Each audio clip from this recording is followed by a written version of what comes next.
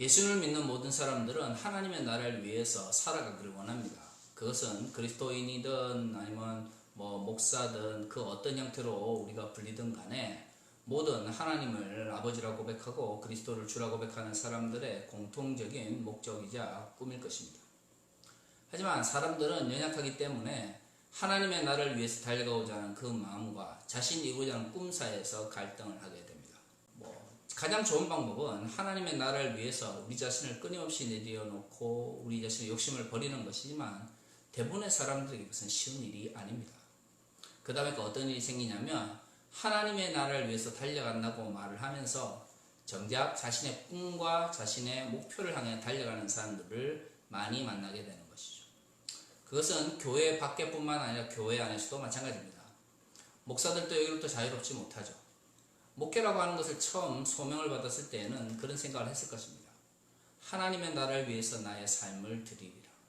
하나님의 나라를 위해서 나의 평생을 바치리라. 누구나 그렇게 결심을 합니다. 목사가 되든 선교사가 되든 아니면 그 어떤 평신도 사역자가 되든 우리가 사역자의 이름으로 교회 내에서 일을 하게 되기를 원할 때는 그러한 꿈들을 가지고 처음엔 시작을 하죠. 문제는 나이가 들고 우리의 사역이 점점 익숙해지면서 그런 원래 가졌던 꿈과 소망이라고 하는 것이 자꾸 변질되어 간다는데 문제가 있습니다. 특히 목회자들 같은 경우에는 자신이 이루고자 하는 목회적 꿈 혹은 목회적 목표와 하나님의 나라를 일치하는 경향을 보일 때 가장 문제가 생기는 것이죠. 사람들은 이렇게 생각할 것입니다. 왜 교회가 잘 되고 목회가 잘 되는 것이 하나님의 나라와 관계가 없나요? 맞습니다. 우리는 일반적으로 하나님의 나라를 선포하고 거기서 교회를 만들고 교회 공동체를 통해서 또 주의 말씀을 교육하는 것을 긍정적으로 생각을 합니다. 만약에 복음이 전파되지 않은 곳에 가서 예수 그리스도의 말씀을 전하고 사람들을 모아 세례를 주고 교회를 만들며 그 교회 공동체를 통하여 또다시 하나님의 말씀을 전파한다면 우리는 분명히 우리의 목회와 또 우리의 목회적 꿈과 비전과 하나님의 나라가 일치된다고 이야기를 할 것입니다. 하지만 21세기 한국 사회를 봅시다. 특히 도시에서 어디 가나 교회를 만날 수가 있습니다. 십자가는 한 동에 수십 개, 어떨 때는 수백 개가 있고요. 어떤 곳에서는 정말 한 건물 안에 여러 개의 교회가 들어가 있는 곳도 있습니다. 이처럼 교회가 너무나 많이, 어떻게 보면 하나님의 소명을 받은 사람들이 맞는지 의심스러울 정도로 많은 교회들이 이 땅에 존재하는 이 모습 속에서 우리는 목회자들이 가지는 자신의 꿈과 비전이 곧 하나님의 나라를 위해서 달려간다고 말할 수가 있을까요? 물론 요즘은 목회할 때가 굉장히 그러다 보니까 누구나 지하교회를 벗어나기를 원하고 누구나 상가 건물을 벗어나기를 원합니다. 그러면 교회 건물이 좀 커지고 단독 건물이 생기면 목회적으로 성공하고 그 가운데 하나님의 나라를 희망하는 것일까요? 최근에 한국교회의 여러 언론들 통해서 들어오는 한국교회 모습을 듣고 있으면 그렇지 못한 것 같습니다. 대형교회에서도 부패가 더 심하고 초대형 교회가 되면 세습하려고 그러고 어떤 교회에서는 정말 목회자들이 성도들에게 정말 비인격적인 일들 시키면서 사회적 논란을 부추기는 것을 보게 됩니다. 이쯤 되면 우리는 생각을 해볼 수 있습니다. 한국교회에서 하나님의 나라를 위해서 달려간다고 하는 건 무엇일까? 목회자들의 목회가 과연 모든 의미에서 하나님의 나라를 위해서 달려가는 것인가? 저는 오늘 설교 제목을 이렇게 이야기해 봤습니다.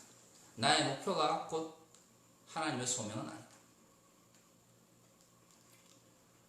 예전에는 목회자들이 부족하고 교회 공동체가 부족해서 어느 곳에서든 복음을 들을 수 없는 환경 속에서는 하나님께서 우리를 부르셔서 목회자로 세우시고 교회 지도자로 세우셨다는 것 자체가 하나님의 나라를 위해 달려가는 것이었습니다. 그때는 교회가 유지되는 것도 힘들었고 어느 누구도 교회에 나와야 된다는 것에 대해서 당위성을 부여한 사람도 없는 상황이었죠. 하지만 21세기에 살아가는 우리는 다릅니다. 후기자본주의를 살아가는 우리는 너무나 많은 교회와 어디서나 라디오나 아니면 텔레비전이나 인터넷이든 무엇이든 키기만 하면 하나님의 말씀을 들을 수 있는 환경 속에 살아가고 있습니다. 그렇다면 우리는 목회자들의 꿈과 목회자들의 희망과 목회자들의 비전과 하나님의 나라가 반드시 일치된다고 말할 수 있을까요? 물론 제가 이야기를 하는 것은 반드시 성공적인 목회자들만이 하나님의 나라를 위해 달려간다는 말은 아닙니다. 간혹 좀 교회 규모를 키우신 분들이 부흥회하시면서 그런 이야기를 하는 걸 들어봤습니다. 열심히 기도하고 노력했더니 하나님께서 복을 주셨습니다. 그러면 작은 교회를 하는 목사들은 하나님 기도하지 않고 하나님의 복을 받지 못한 걸까요? 저는 그렇게 생각하지 않습니다. 하나님께서 원하시는 교회라면 하나님께서 원하시는 사역을 하고 하나님의 나라를 위하여 달려가야 되겠지만, 많은 대형교회, 초대형교회, 이 땅 위에 있는 많은 한국의 초대형 교회들이 하나님의 나라보다는 목사 자신의 꿈과 희망과 욕심을 쫓아가는 모습을 많이 보았습니다. 어느 순간부터 우리는 보이는 교회가 보이지 않는 영원한 교회를 대표한다고 생각하지 않게 된 것이죠. 저는 한국교회의 문제가 바로 이것이라고 생각을 합니다. 우리가 살아오고 있는 이 유형의 교회는, 가시적 교회는 보이지 않는 영원한 교회를 이 땅 위에 보여주는 하나의 모델과 같습니다. 그런데 어느 순간부터 우리가 이 보이는 교회가, 유형의 교회가, 가시적 교회가 보이지 않고 영원한 하나님의 교회를 이 땅 위에 보여줘야 될, 모델이 되어야 될 교회가 더 이상 원래의 모습을 제대로 보여줄 수 없는 모습이 된 것이죠. 이제는 이 유형의 교회가 보이지 않는 교회의 모델이라 말할 수 없게 되는 시대를 살아가고 있습니다. 그렇다면 우리는 근본적으로 다른 질문을 해봐야 됩니다. 목사들의 목회가 과연 하나님의 나라를 보여주고 하나님의 나라를 위한 일인가? 아니면 그리스도인 한 사람 한 사람이 하나님의 말씀대로 살아가도록 하는 것이 하나의 교회를 더 성장시키고 하나의 교회를 더 대형교회로 만드는 것보다 더 의미가 있는 일인가? 저는 당연히 후자라고 생각을 합니다. 21세기 한국교회가 살아가기 위해서는 우리 교회가 더 성장하고 우리 교회가 더 발전해야만 더 잘됩니다라고 말하는 시대가 사라져야 합니다. 그리스도인 한 사람 한 사람이 자신의 삶의 자리에서, 자신의 일터에서, 그리고 자신이 살아가는 정치적 공간 속에서 하나님 말씀을 제대로 실천하기 위해서 노력할 때에 우리는 그 하나님의 나라가 확장되어가는 것을 볼 수가 있게 되는 것이죠. 코로나19 사태를 보십시오. 방역 체계와 정부에서 제대로 일을 하자 대한민국이 굉장히 세계로부터 칭찬을 받고 정말 이 코로나19 사태에서도 정말 아름다운 결과를 많이 만들어내고 있습니다. 방역 체계, 정부에서 일을 제대로 해도 이 나라가 이렇게 변할 수 있다는 것을 우리가 경험하고 있죠. 그렇다면 그리스도인들이, 아니 우리 목회자들이 제대로 일을 한다면 하나님의 나라가 이 땅에 얼마나 아름답게 그 모델을 드러낼 수가 있을까요? 어느 순간부터 교회는 더 이상 하나님의 나라를 이 땅에 보여주는 모델이라든가 아니면 상징이 아니라 목사들의 월급을 주고 성도들이 모여서 종교적인 만족감을 누리고 돌아가는 공간으로 변질되고 있습니다. 오늘 본문을 보십시오. 바울의 사역을 보면서 우리는 언제나 성공과 하나님의 영광을 드러내는 사역이라 이야기를 하지만 바울의 사역의 대부분은 짧은 성공의 경험과 오랜 실패의 기간이 반복되는 것이 그의 전도 여행이라는 걸 알 수가 있습니다. 오늘 우리가 읽은 본문 앞에 보면 바울이 에베소에서 큰 영광을, 하나님의 영광을 드러냈다가 곤욕을 당하고 도망을 가는 일을 경험하게 됩니다. 그래서 오늘 이제 우리가 읽은 본문을 보면 소요가 그치면 이 에베소에서 있었던 이 소요가 그치고 나서 바울이 제자들을 불러 권한 뒤에 작별하고 어디로 갑니까? 마게도냐로 갑니다. 당시 마게도냐라는 곳이 어딘가요? 고대로 보면 마게도냐는 헬라 문명의 중심지입니다. 아테네가 한참 문명의 꽃을 피우다가 그 문명의 꽃이 마게도냐로 넘어가서 알렉산더 대왕에 의해서 헬라 제국을 형성했던 지역이 바로 이 마케도냐입니다. 하지만 바울이 활동하던 이 시대에는 그리스도 그렇고요, 마케도냐도 그렇고 과거의 영광을 모두 잃어버린 상태입니다. 지금 핵심은 어디입니까? 그리스를 침범하고 헬라 문명을 흡수하여 자신의 것으로 만든 로마 제국이 팍스 로마를 향하여 달려가고 있던 시점입니다. 이 시점에서 과거의 영광을 누렸던 지역에서 바울이 간 이유가 무엇이겠습니까? 거기서 뭔가 큰 부를 누리겠다는 것도 아니고 거기서 엄청나게 유명세를 얻겠다는 것도 아니었을 것입니다. 오로지 복음을 전하기 위해서 갑니다. 때로는 도피를 위하여서 갈 수밖에 없는 상황도 있는 것입니다. 그런데 우리는 바울의 이러한 모습을 보면서 한 번의 실패나 한 번의 도피를 가지고 바울의 전도 여행이 실패했다, 성공했다라고 말하지 않습니다. 우리가 바울의 모습을 보면서 존경을 하고 그의 삶을 닮기를 원하는 것은 그가 특정 지역에 가서 성공을 하고 특정 지역에 가서 실패했기 때문이 아닙니다. 그가 끊임없이 하나님의 나라를 위하여 달려가고자 하는 그 마음이 있었기 때문이죠. 에베소에서 마게도니아에서 또 다른 곳으로 복음을 전하고 가다가 또 도망가고 또 성공하고 또 실패하고 또 좌절하면서 끊임없이 성공과 실패와 좌절을 반복하는 가운데서도 하나님의 나라를 위해서 달려가고 있는 그런 바울의 모습을 보면서 우리는 그가 하나님의 소명을 받은 자다라고 말을 하는 것이죠. 하지만 한국 사회에서 어느 순간 하나님의 소명을 받은 자는 뭐든지 잘 되고 뭐든지 풍요를 누리고 뭐든지 영광을 누려야만 되는 존재처럼 여겨지고 있습니다. 그리고 그것을 위해서 우리는 마치 소명을 받은 사람인 것처럼 착각하는 경우가 많이 있는 것이죠. 오늘 본문을 보십시오. 바울의 모습은 전혀 그러지 않습니다.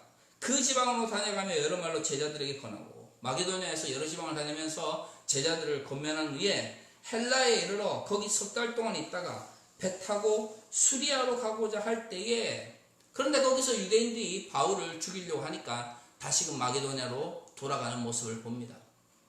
그렇게 복음을 전하고 사람들을 권면하고 수없이 많은 사람들에게 하나님의 말씀을 전했던 바울인데 여전히 그의 적들은 그를 죽이려고 하고 있는 것이죠. 왜 바울의 믿음은 자신의 적을 용서할 만큼 또는 자신의 적을 회개시킬 만큼 자신의 적을 또는 하나님의 심판을 내리게 할 만큼의 믿음이 없을까요? 우리는 오늘 본문을 보면서 그렇게 생각하지 않습니다. 왜 그럴까요? 하나님의 소명은 때로는 좌절을 경험하기도 하고 하나님의 소명은 때로는 실망을 경험하기도 하고 하나님의 소명은 때로는 실패를 경험하기도 한다는 것을 우리가 너무나 잘 알고 있기 때문이죠. 그렇다면 하나님의 소명하에 달려간다고 하는 것은 나의 꿈이나 나의 목표를 이루는 것이 아니라 실패와 좌절 그리고 성공과 그리고 절망을 함께 경험하는 가운데서도 끊임없이 그 꿈을 향하여 그리고 그 소명을 향하여 달려가 나가는 것을 우리가 알 수가 있습니다. 하지만 참 이게 말이 쉽죠. 좌절을 경험하고 실패를 경험함에도 불구하고 끊임없이 주님이 주신 소명하여 달려가야 된다는 것은 너무나 쉽게 말을 할 수 있지만 살아내기는 굉장히 어렵습니다.